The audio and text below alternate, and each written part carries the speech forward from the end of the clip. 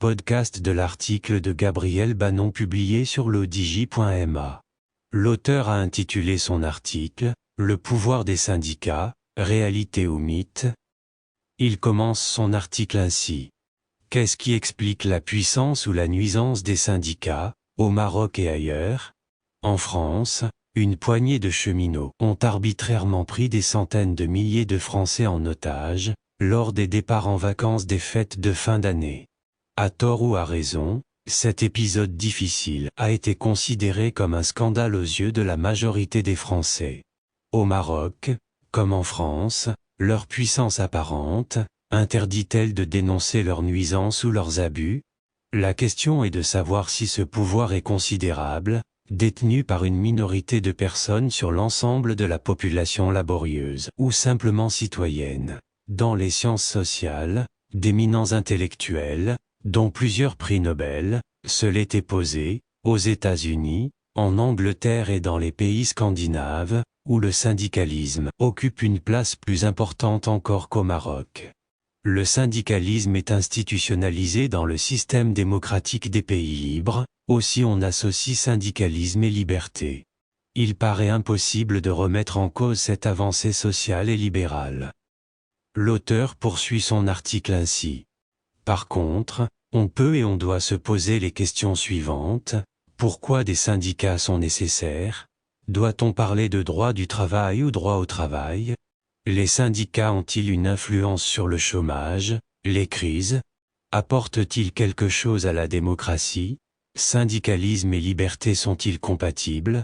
Le syndicalisme tient aussi bien de l'idéologie que de l'économie.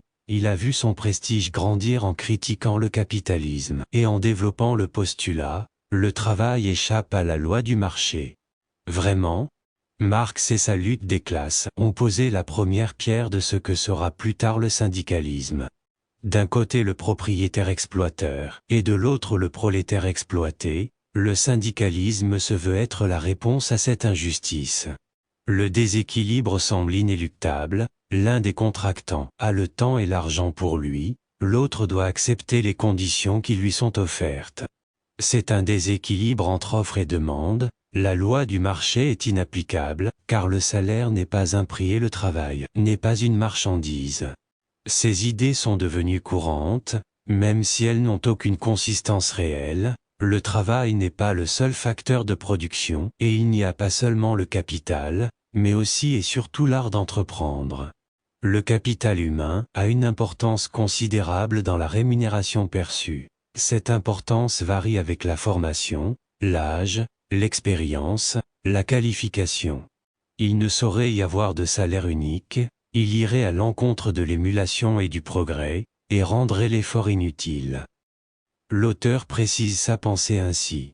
Le syndicalisme se veut être la réponse à cette injustice et représenter la défense du faible contre le fort. Il faut reconnaître que cela est parfois vrai, particulièrement dans les pays en voie de développement. Le contrat individuel étant, par essence, asymétrique, lui sera substitué, petit à petit, le contrat collectif. Ainsi va naître un droit du travail, qui échappe à la logique contractuelle, qui met habituellement en relation deux individus égaux. C'est ainsi que le syndicat est devenu alors partenaire social, il va détenir progressivement le monopole de la négociation salariale, spécialement dans les grandes entreprises. Ce droit du travail collectiviste explique, dans beaucoup de pays, la démarche syndicale fondée sur le cartel de l'embauche, particulièrement aux États-Unis. Le syndicat cherche à détenir le monopole de la représentation salariale, une aberration dans les PME et les petites unités familiales. Dans les grandes entreprises, il a pour partenaires les instances patronales. Le paradoxe dans la vie des syndicats est que le nombre d'adhérents importe peu, et son pouvoir de nuisance n'y est pas proportionnel.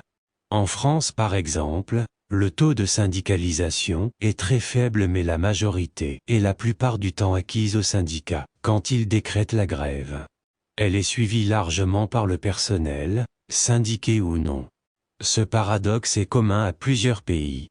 Dans certains, particulièrement aux États-Unis, Les salariés sont prêts à payer des cotisations syndicales élevées pour bénéficier d'un salaire minimum, payé par le syndicat lors des jours de grève. Dans certains pays comme la France, le financement des syndicats provient de sources gouvernementales et patronales, mais dans la plus grande discrétion.